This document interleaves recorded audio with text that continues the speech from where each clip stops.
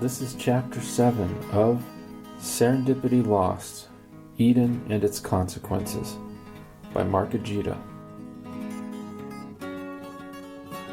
The first book of the Off-Course Texts,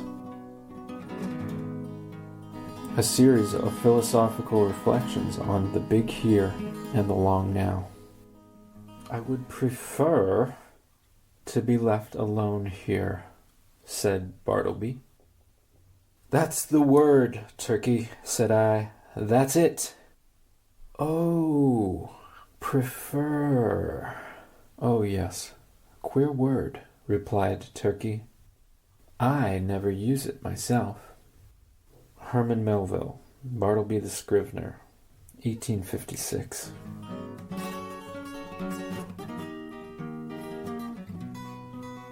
Chapter 7. Choose and Die.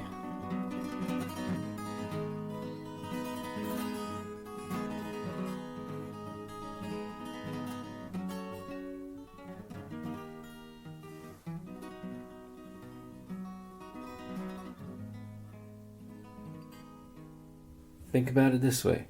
Choose and die. It's a political thing. It's an ethical thing. Goal-oriented behavior is dangerous. Plans can kill. Never make choices based on incomplete information. Well, that's a pretty good rule. A rule like that is probably impossible to follow through on, though.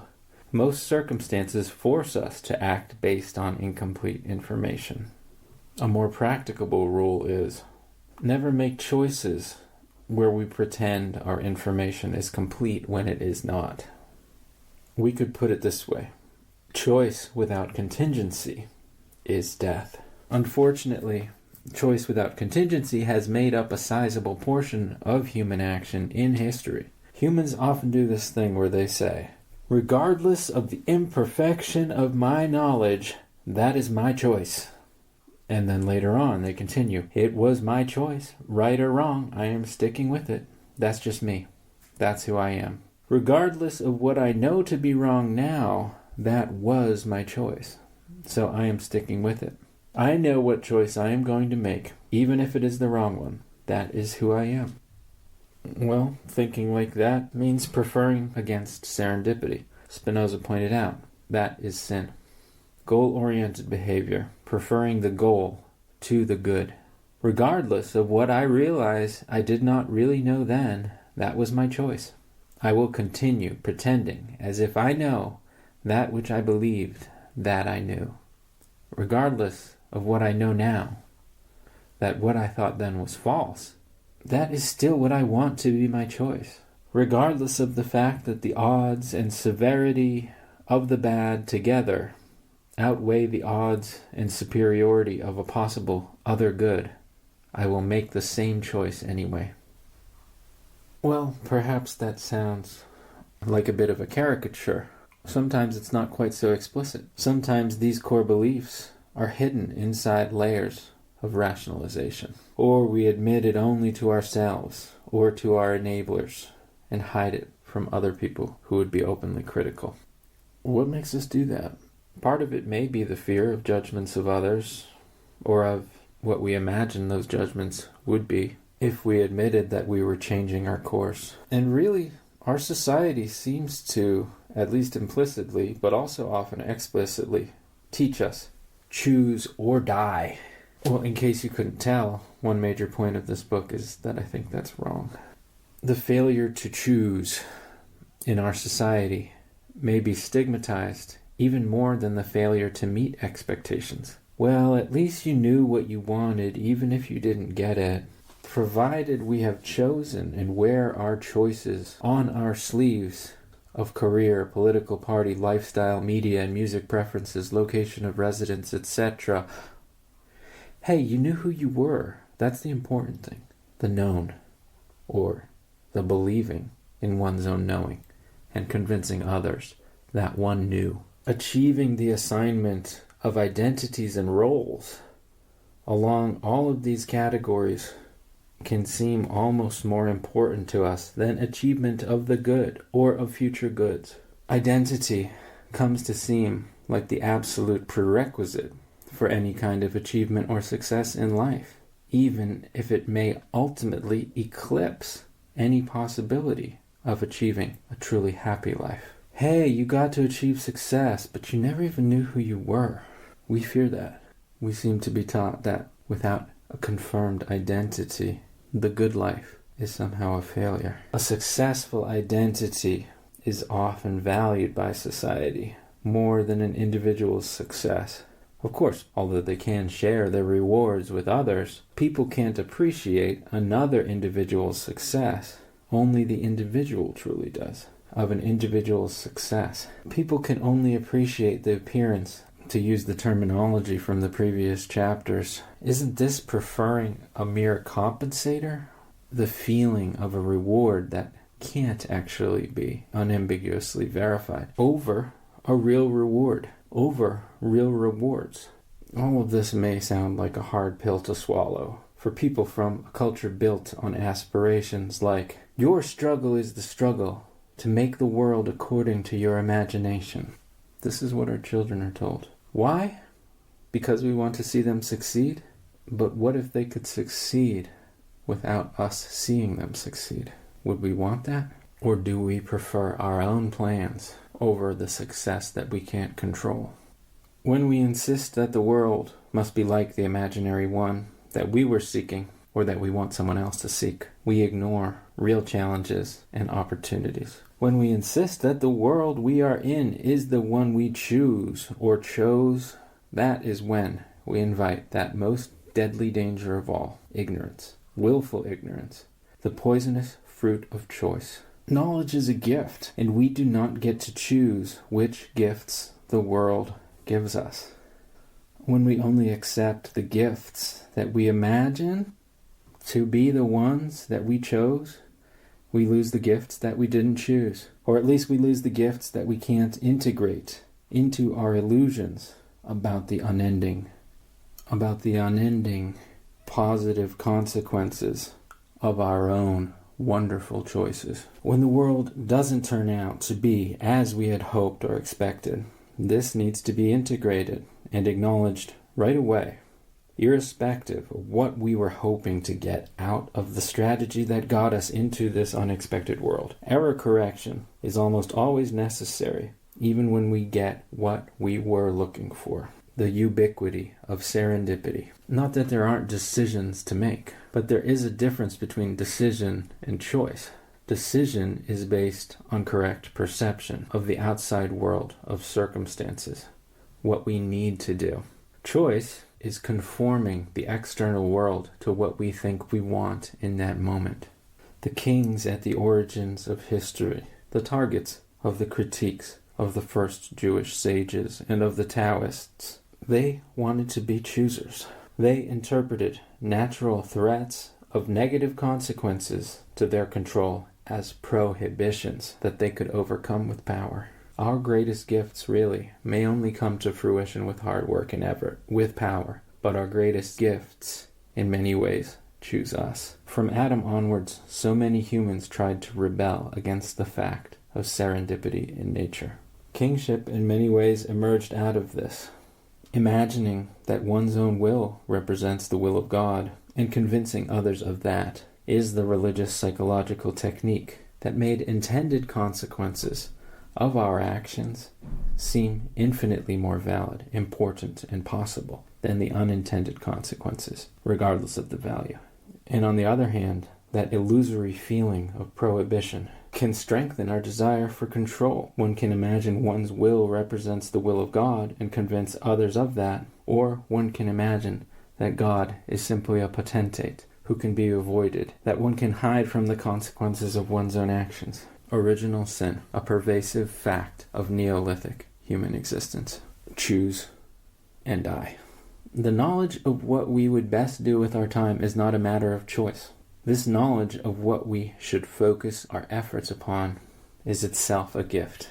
Decision is based on true perception, true knowledge, a gift from God, as Spinoza put it. We do not get to our greatest achievements by choosing the best path. We instead maximize our rewards and happiness in life by seeking out the moments where the truth of what's best becomes evident to us. Whenever we are operating on good information, in a sense, there is no choice. A decision is not a choice. To the best of your knowledge, this is the best path. This is the best option. In such a situation, there really is no choice. This is where we can really understand the principle of preferring serendipity that runs counter to the sinful nature of our times and perhaps our culture since agriculture. When one is confronted with a choice where information is showing us two options with equal probability for similar good outcomes, the best path may always be a third option. Get more information until that appearance of an open choice disappears. This is a way to avoid attachment in the Buddhist sense. If you didn't choose it, why would you become over-attached to your plan? Being attached to an arbitrary choice is death. It's better to wait than to commit to arbitrary choices. True decisions are never arbitrary. True decisions are never a manifestation of my own will. This is one upshot of the serendipity imperative. Give it time. You can't wait forever for serendipity, but maybe you can wait for a little bit. Another way of looking at the serendipity imperative here is simply get the easy ones right. This means always recognizing situations where the choices are easy ones, like where there is really not a choice.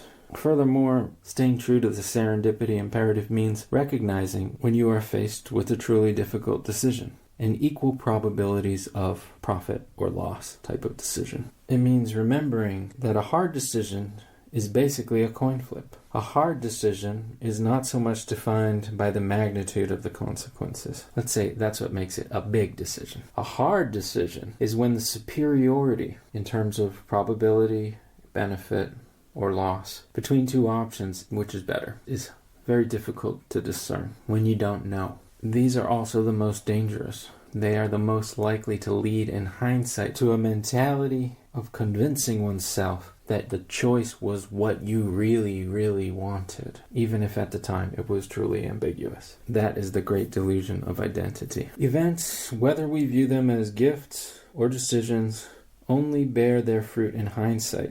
The danger of focusing on the hard choices, then fixing on the paths we started down in moments of poor information, is that we will later miss the arrival of gifts that we didn't choose. It might help to reiterate that serendipity is more than mere good fortune. If I plant crops and have good weather, or if I build a city and no one conquers it for 2,000 years, that is really good luck, and fortune has smiled on my project. But that does not show that serendipity was involved, although I think it probably was. Again, serendipity is good fortune in what we had not intended.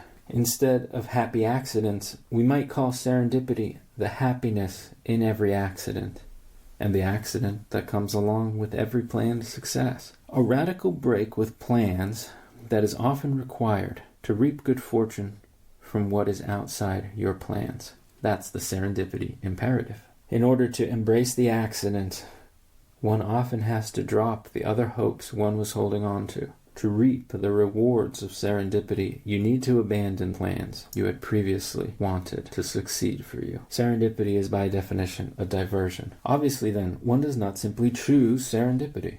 Or does one? It may be that the answer to that paradox revolves around the question of divination, which we are going to talk about more in the next book of the off-course texts, entitled Sex, Lies, and Civilization, from Augustine to Abraham.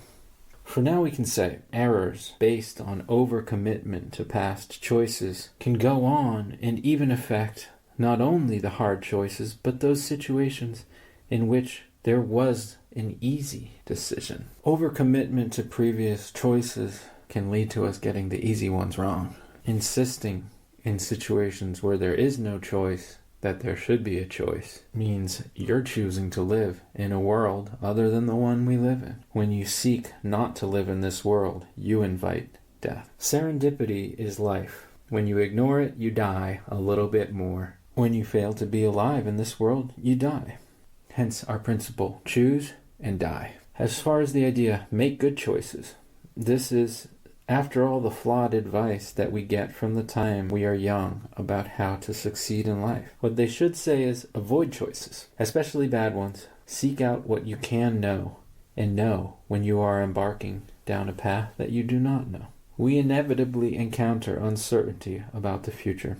But the worst disasters come from the assumption that we know what we are taking on when we really have no idea. The root of that error is to imagine that the world is the one we chose, or a familiar one which we have already seen. Of course, we cannot create by choice a world for ourselves that we have never seen before. We can only choose from among known options, extrapolating from what we know. This gets us only so far. The world we will encounter will always be one that we have not known before. It will resemble the world we thought we were creating for ourselves in some ways, but not in others. It will never be the world that we would have chosen. There will never be a world that we will have chosen. The world we try to choose will only ever be more or less remote from the world that we would have chosen. And that world that we would have chosen never does really exist.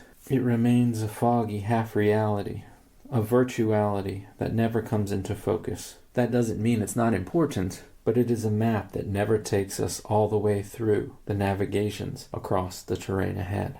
Is there reason for despair here? Reading Ecclesiastes sometimes makes you feel like there is. Choose and die. Oh, that sounds grim. In fact, though, there is no despair, because in fact there is knowledge everywhere. This is the fruit of recognizing that death is in choice. Choice is first a restriction of our field of knowledge. When we remove choice, when we stop seeking out situations where we can imagine that we are shaping the world according to our preferences, then everything can be knowledge.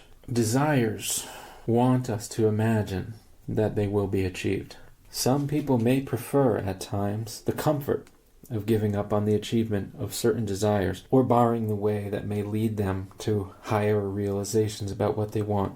In this way, people often make decisions that are not based on clear evidence about what will be the best alternative. All too often, people make decisions based on what will allow them the comfort in the present of imagining that they already know what will be best in a future that they don't know. Unquestioning belief in our present imaginations about future satisfaction can get expensive. They are bought with the effort and calculation it will take to achieve true satisfaction in the future. Those costs are unforeseeable, and most dangerous of all, our unquestioned belief that we will get what we want, or that we will get what we had wanted, excludes other options. Hence, the desire to expect satisfaction actually gets in the way of satisfaction. Comfort frustrates success. Expectations frustrate active pursuit of success and happiness. Our insistence not only on imagining that we know what we want, but also on imagining that we already knew the very best path to getting it, can very much leave us short of where we want to be. What God wishes to happen, happens. Period. Now, what can you do about that? That was the challenge that Spinoza gave us. The Spinozist concept of God as an infinite power, which always achieves his aim, is extremely difficult for humans to hold in mind. Limited beings have a hard time conceiving of what is truly all-powerful. According to Spinoza, human weakness, error, and ambition to claim the support of God account for why the Bible so frequently describes God as giving commands, which are often not followed and then punished. It's a hard idea to get. What does God want from us? One might ask Spinoza. Well, it may be that Spinoza would say that what does God want from us is such a difficult question that it's hardly worth asking in words. No one can know even a fraction of the mind of God for an instant. That is the whole definition of God, a mind so infinite that we barely encompass a flicker of that mind's intentions. Embracing serendipity is a huge part of the process of accepting that. Times change. Reality, or if you prefer, God's plan for us may look different on each new day. Because there's always new information, provided we are staying attuned to serendipity. This is what it means to live with a finite intelligence in an infinite universe. The link between finite intelligence and the infinite universe is the infinite intelligence of God. We may elect the path of success, but we do not choose the conditions under which we may achieve or find the path to satisfaction. We develop and work towards ends as we discover ends that are not of our own making. If we try to choose our own conditions, rather than letting conditions choose us, we choose to ignore our true reality. This is not to say that we are not trying to accomplish our desires, but we need to seek the best way to fit our many desires into a world that we cannot control. When desire shapes our perception of the odds of satisfying our desire, when our perception of the probability of getting what we want is distorted, and then when we act thus, we sin. According to Spinoza, that is willful ignorance. It is inviting error. That is Adam's impulse to affirm his own choices, plans, and intentions, and to ignore, refuse, and lose serendipity. When the extreme goal-oriented impulse of Adam and Eve triumphed, accidental sagacity in Eden was lost. Civilization as we know it was based on that same denial. Religions in the civilizations of certainty made the kings' and priests' goals into the people's goals. These elite subgroups attempted to organize and retain control over societies that were at that time assembled at an utterly different scale than anything the human species had known before.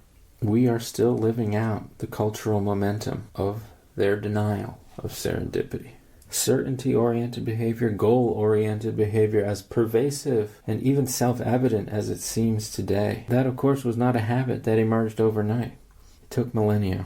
Adam crystallizes the idea in a single moment, but the shift from experiment-oriented agriculture, seed-saving, learning the art of transplanting, playing with fire, to full-grown, rationed, granary-centric agriculture. This is a big difference. In contemporary times, we have a Taoist agriculture rebelling against conventional forms of food production. Masanobu Fukuoka's The One-Straw Revolution and Do-Nothing Farming were actually my own introduction to Taoism. It took me some time after reading Fukuoka to really investigate the ideas of Lao Tzu. When we look at the big picture, beyond the long now of the last 10,000 years of Neolithic history since agriculture, we have to conclude that serendipity denialism is of relatively recent vintage, as opposed to thousands of years. For millions of years,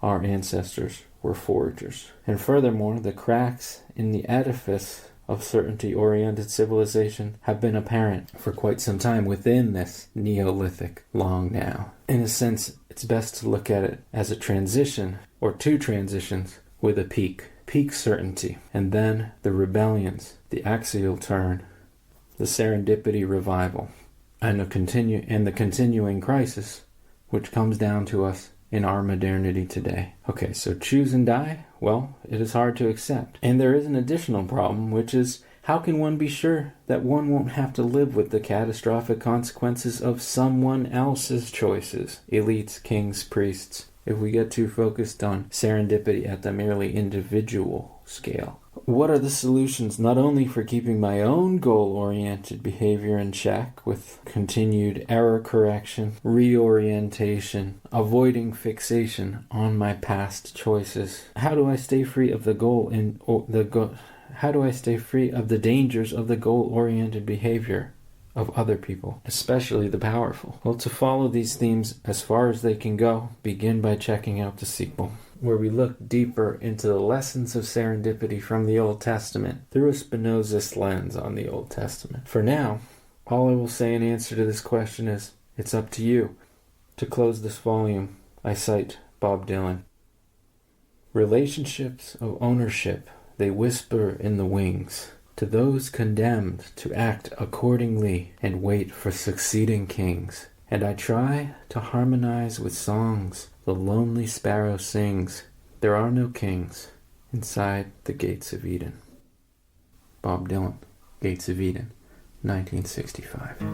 This has been Choose and Die, the final chapter of Serendipity Lost, Eden and Its Consequences. The first book of the Off-Course Texts, a series of philosophical reflections on the big here and the long now. Coming soon, Sex, Lies, and Civilization, from Augustine to Abraham, the second book of the Off-Course Texts.